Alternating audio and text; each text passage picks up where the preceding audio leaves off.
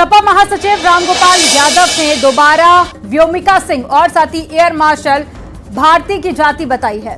रामगोपाल ने अपनी पोस्ट में एक बार फिर से कर्नल सोफिया कुरैशी समेत कई सैन्य कर्मियों और अधिकारियों की जाति का भी जिक्र किया। रामगोपाल के विवादित बयान पर सियासी तूफान थमने का नाम नहीं ले रहा। देखिए रिपोर्ट।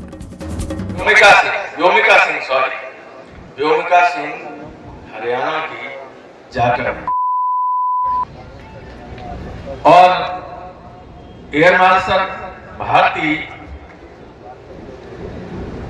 पूर्णिया के यादव हैं, तो तीनों तो पीडीए के थे।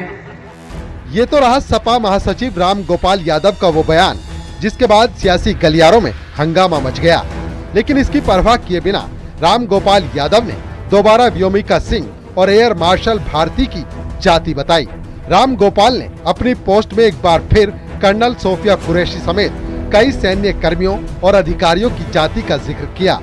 लेकिन देश की वीरांगना बेटी पर जातिगत बयानबाजी अब समाजवादी पार्टी के बड़े नेता रामगोपाल यादव के गले की फांस बन गई है। सीएम योगी आदित्यनाथ ने रामगोपाल यादव के बयान पर जोरदार प्रहार किया है। सेना की वर्दी जातिवादी चश्मे से नहीं देखी जाती है। भारतीय सेना का हर सैनिक राष्ट्र धर्म निभाता है, न कि किसी जाति या मजहब का प्रतिनिधि होता है। ये वही मानसिकता है जो तुष्टीकरण और वोट बैंक की राजनीति में राष्ट्र भक्ति तक को बांटने का दुस्साहस करती है। बीएसपी सुप्रीमो मायावती ने भी रामगोपाल यादव के बयान पर हमला किया। पाकिस्तान में आतंकियों के खिलाफ भारतीय सेना के ऑपरेशन सिंदूर के पराक्रम से पूरा देश एकजुट और गौरवान्वित है। ऐसे में सेना को धर्म और जाति के आधार पर आंकना या बांटना घोर अनुचित है। रामगोपाल यादव के बयान पर डिप्टी सीएम ने भी पलटवार किया है। उन्होंने कहा कि ये सेना का अपमान है। ऐसे बयान शर्मनाक हैं। समाजवादी पार्टी के समय में जो विशेष तौर से उत्तर प्रदेश दंगों की आग में झुलसा है, उस दंगे की आग में झुलसने का कारण समाजवादी पार्टी की मुस्लिम तुष्टीकरण की घटिया और घिनौनी हिंदू विरोधी राजनीति का परिणाम। समाजवादी पार्टी के एक नेता ने जिस ढंग से दलित समाज की बेटी का अपमान किया है, भारत माता की बेटी का अपमान किया है, भारत की नारी शक्ति का अपमान किया है, समाजवादी पार्टी के मुखिया अखिलेश यादव जी की अभी तक मुंह बंद है। उनको जवाब देना चाहिए कि उनका स्टैंड क्या है, समाजवादी पार्टी का इस पर क्या कहना है। दलित समाज की बेटी को जाति सूचक शब्दों से पुकारना, इस्तेमाल करना, ये कहां तक उचित है? जाहिर है ये सियासी तूफान यहीं थमने वाला नहीं है। अभी सियासत बाकी है। Bureau report, news 18।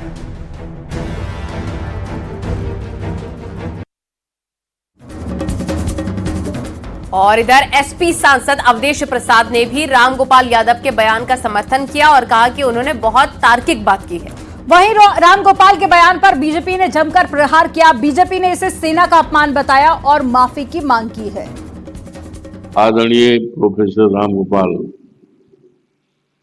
Yadav ji ने जो उत्तर प्रदेश और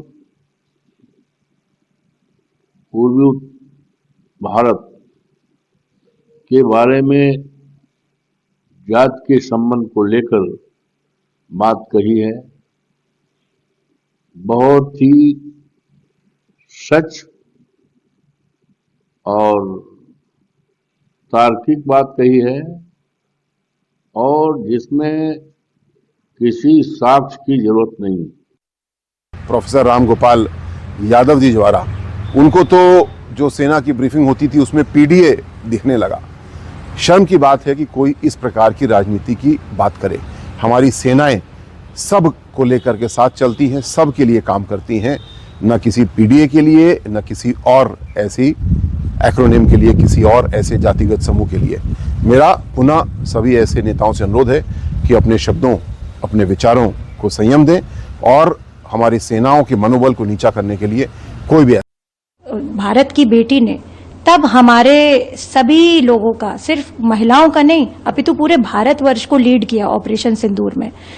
मैं समझती हूँ ऐसी हमारी जो बेटियां होती हैं, हमारी छाती बड़ी गर्व से भर जाती है कि हम ऐसे बच्चों के जो है बारे में ऐसे डेरोगेटरी रिमार्क्स अगर देंगे तो भारत के अन्य महिलाएं क्या सोचेंगे, अन्य जो है बेटियां क्या सोचेंगी। वो संबल के रूप में है, एक प्रतीकात्मक चिन्ह है शौर्य का।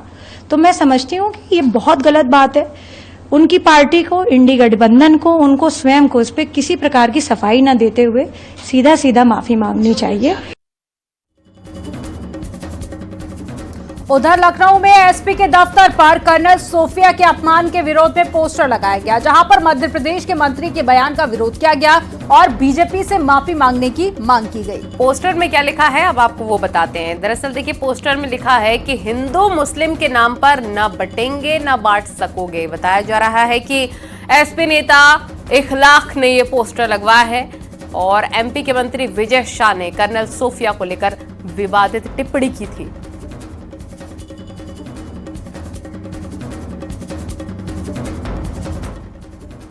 और रक्षा मंत्री राजनाथ सिंह ने भारतीय वायुसेना के शूरवीर जवानों से मुलाकात कर ऑपरेशन सिंदूर की ऐतिहासिक सफलता पर उन्हें बधाई दी।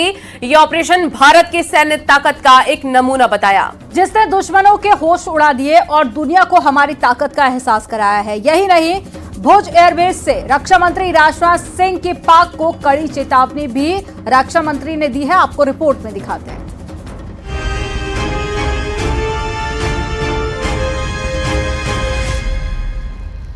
ऑपरेशन सिंदूर सिर्फ एक मिशन नहीं, बल्कि भारत के आत्मनिर्भर और अजेय होने का सबूत है।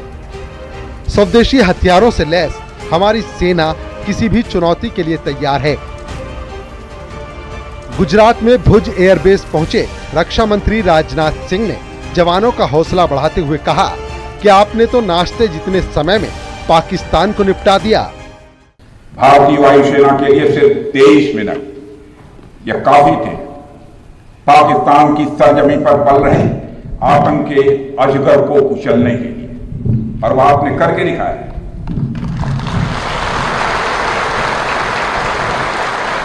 और मैं ये कहूं तो यह कहना गलत नहीं होगा, जितनी देर में लोग नाश्ता पानी निपटाते हैं उतनी देर में आपने दुश्मनों को निपटा दिया। रक्षा मंत्री ने भारत के स्वदेशी हथियारों की तारीफ की। ब्रह्मोस मिसाइल, जो अब हमारी सैन्य शक्ति का अभिन्न हिस्सा है, उसने पाकिस्तान को उसकी औकात दिखा दी, क्योंकि ब्रह्मोस ने पाकिस्तान को दिन में तारे दिखला दिए। ब्रह्मोस मिसाइल की ताकत को तो पाकिस्तान ने खुद स्वीकार कर लिया है। हमारे देश में एक कहावत काफी पुरानी है और वह है दिन में तारे दिखना।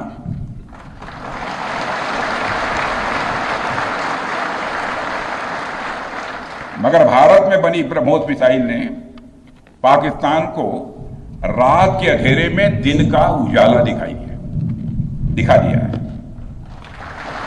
रात के अंधेरे में दिन का उजाला दिखा दिया है।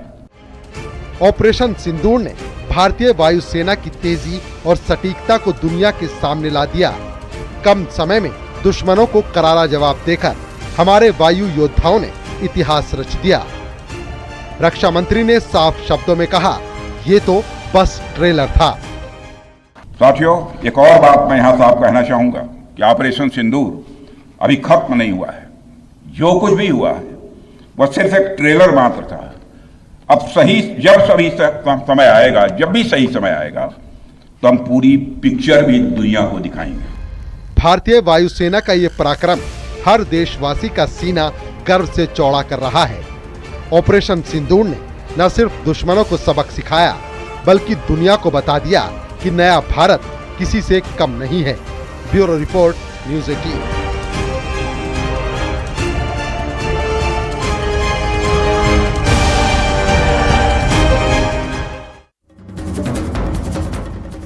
ऑपरेशन सिंदूर से बौखलाए पाकिस्तान ने भारत पर हमले की कई नाकाम कोशिश की थी।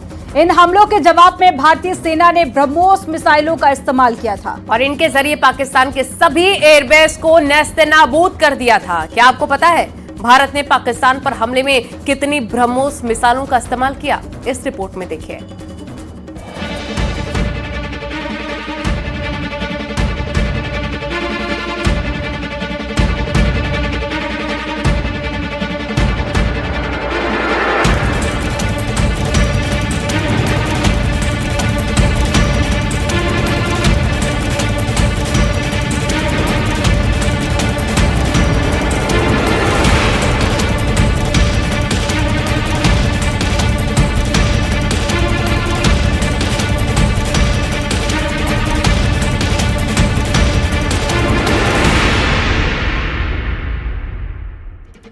पाकिस्तान ने भारत पर ड्रोन और मिसाइलों से 26 हमलों की नाकाम कोशिश की।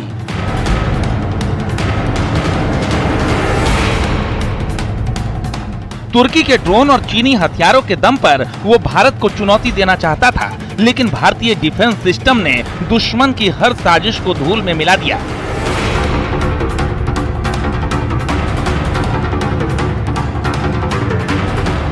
जैसे ही ड्रोन भारतीय सीमा में घुसे, हमारा डिफेंस सिस्टम उन्हें सेकंडों में नेस्तनाबूद कर देता।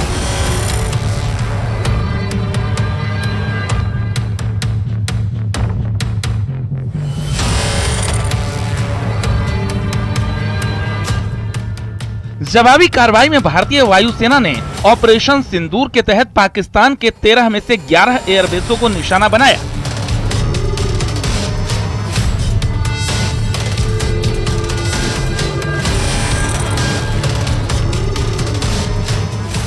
पंद्रह ब्रह्मोस मिसाइलों की गर्जना ने पाकिस्तानी एयर डिफेंस सिस्टम और चीनी तकनीक को तहस नहस कर दिया।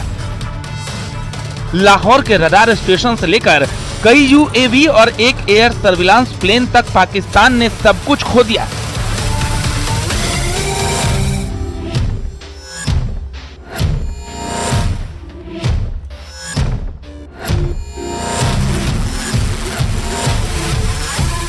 भारत की तरफ से चलाए गए ऑपरेशन सिंदूर के बाद पाकिस्तान बौखला गया था। यही कारण है कि वो लगातार भारत पर हमले की नाकाम कोशिशें कर रहा था। हमले में वो ड्रोन और मिसाइलों को इस्तेमाल कर रहा था। इन हमलों के जवाब में भारतीय सेना ने ब्रह्मोस मिसाइलों का इस्तेमाल किया था। इस पूरे ऑपरेशन को चीफ ऑफ डिफेंस स्टाफ और राष्ट्रीय सुरक्षा सलाहकार ने मिलकर लीड किया। ऐसी चतुर रणनीति बनाई गई कि पाकिस्तान खुद अपने जाल में फंस गया। असीम मुनीर की सेना में हड़कंप मच गया, क्योंकि भारत की सटीकता और ताकत के आगे उनकी एक न चली।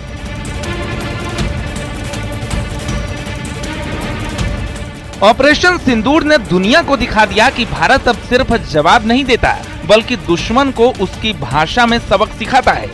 पहलगाम में हुए विभत्स आतंकवादी हमले के शिकार मासूम नागरिकों व उनके परिवारों को न्याय देने के लिए लॉन्च किया गया था।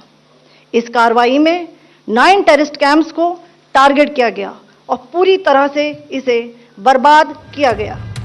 स्वदेशी ब्रह्मोस और अजय वायुसेना की ताकत ने हर भारतीय का सिर गर्व से ऊंचा कर दिया। ये नया भारत है जो किसी भी चुनौती को धूल चटाने के लिए तैयार है। Bureau report, news 18।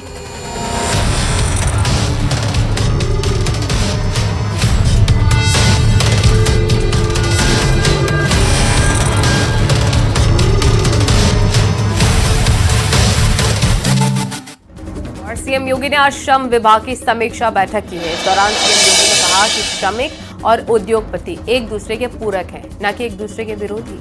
उन्होंने अधिकारियों से कहा कि प्रदेश के श्रम कानून इस तरह से बनाए जाएं कि वे उद्योगों के अनुकूल हों और श्रमिकों के अधिकारों की भी पूरी सुरक्षा करें। और सीएम ने साफ कहा कि हर हाथ को काम देने का रास्ता उद्योगों के विस्तार से होकर जाता है। उद्योग बंद करके रोजगार नहीं मिलेगा, बल्कि उद्योगों के विकास से ही अधिक से अधिक रोजगार पैदा होंगे। मुख्यमंत्री ने कहा कि कैंटीनों में श्रमिकों को 5 से 10 रुपए में चाय, नाश्ता और भोजन उपलब्ध कराया जाए। इसके अलावा श्रमिकों की स्किल मैपिंग कराकर उन्हें न्यूनतम मानदेय की गारंटी दी जाए।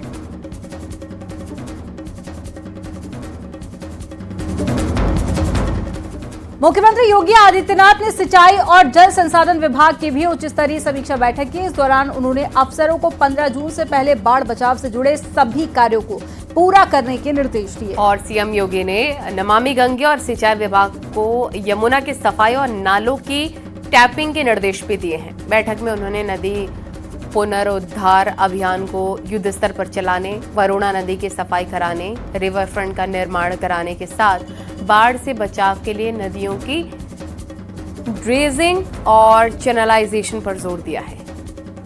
सीएम योगी ने कहा कि यूपी में मौजूद सभी रिजर्वायर की मरम्मत और डिसिल्टिंग का कार्य भी समयबद्ध ढंग से किया जाए। और नए रिजर्वायर बनाने की योजना भी तैयार की जाए। साथ ही मुख्यमंत्री ने कहा, राज्य सरकार बाढ़ और सूखे जैसी विपदाओं को केवल प्राकृतिक आपदा नहीं बल्कि प्रशासनिक तत्परता से रोकी जा सके वाली चुनौती माननी है। वहीं पर पूर्व तैयारी और ठोस जल नीति के माध्यम से प्रदेश को जल संकट से मुक्ति और किसानों को समृद्ध किए जा सके, इस पर भी जोर दिया है।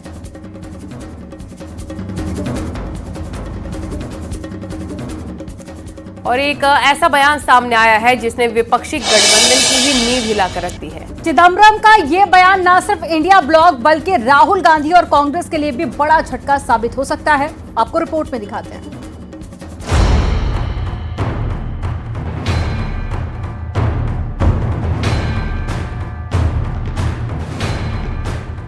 कांग्रेस के दिग्गज नेता और पूर्व गृह मंत्री पी चिदम्बरम के एक बयान ने सियासी गलियारों में हलचल मचा दी है। पी चिदम्बरम ने साफ शब्दों में कहा कि इंडिया ब्लॉक बिखरता हुआ दिख रहा है। The future is not so bright as feel that the India alliance is still intact. I'm not sure.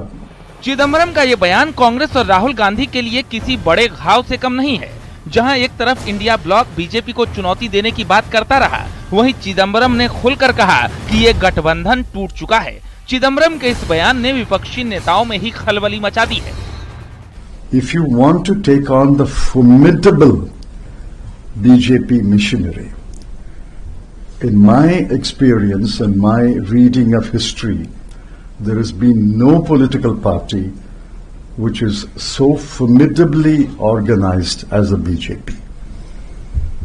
In every department, it's formidable. It's not another political party. It's a machine behind which it's a machine, and the two machines control all the machinery of India. BJP ने चिदम्बरम के बयान को हाथों हाथ लिया और कहा कि चिदम्बरम ने इंडिया ब्लॉक को सच का सामना करवाया है। चिदम्बरम जी जो कांग्रेस के वरिष्ठ नेता है, उन्होंने इंडिया अलायंस और कांग्रेस को एक सच का सामना कराया है, ताकि जो कांग्रेस पार्टी और इंडिया अलायंस दोनों ही जेनजी की भाषा में बोले डिलुलू में है, डिल्यूजन में है, तो उनको जगाने का काम किया है। देखिए, इंडिया अलायंस क्या है? कोई देश के लिए मिशन और विजन के लिए थोड़ी बना है। इनके पास केवल और केवल अपना अपना एम्बिशन है, अपना अपना प्रेम फॉर करप्शन और कमीशन है, मोदी के खिलाफ ऑब्सेशन है और पॉलिटिक्स ऑफ मुस्लिम तुष्टीकरण और डिवीजन है। इसी की वजह से एक है, इनके पास नीति, नेता या नियत थोड़ी है। चिदम्बरम का ये बयान इंडिया ब्लॉक के लिए खतरे की घंटी है या फिर एक नई शुरुआत की ओर इशारा? विपक्षी गठबंधन के इस अगले कदम पर सबकी नजरें टिकी है। Bureau report, news 18।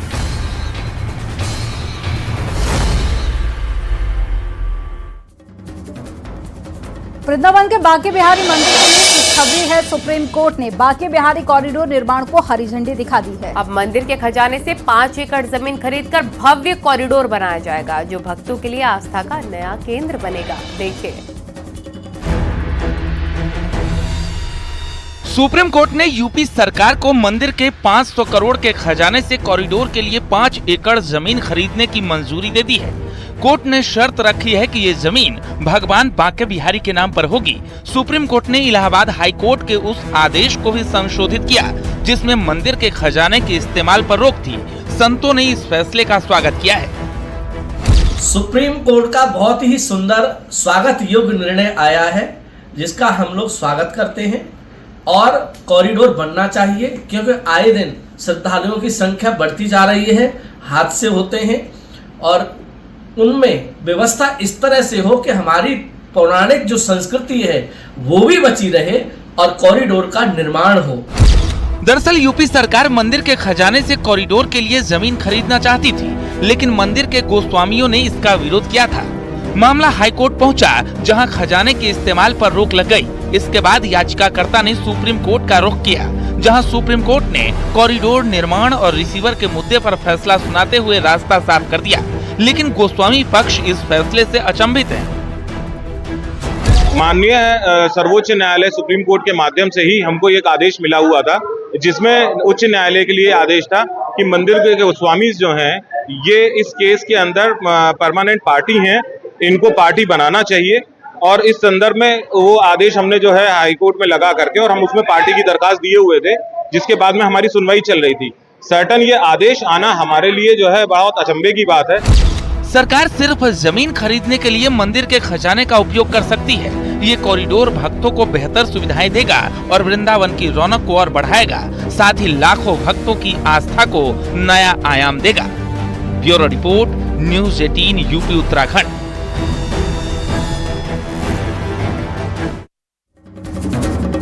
खबरें जारी है, रुकेंगे छोटे से ब्रेक के लिए। आप देखते रहिए न्यूज़ 18।